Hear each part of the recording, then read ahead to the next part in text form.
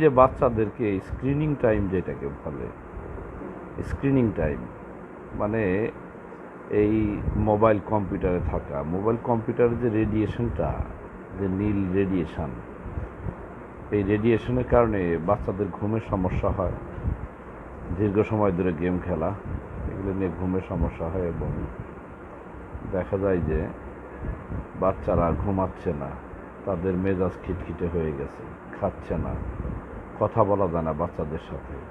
ছোট বাচ্চা 8-10 বছর বয়স, কথা বলতে যাবেন কথা বলতে পারবেন না, সে রেগে যাচ্ছে, ঘুম থেকে অসময়ে উঠছে, 10টা 11টা 12টার সময় উঠছে। এগুলো আসলে স্ক্রিনিং টাইম থেকে, মোবাইল এই ডিভাইস থেকে যতটা দূরে রাখা সম্ভব সে চেষ্টাটা আমাদেরকে করতে হবে।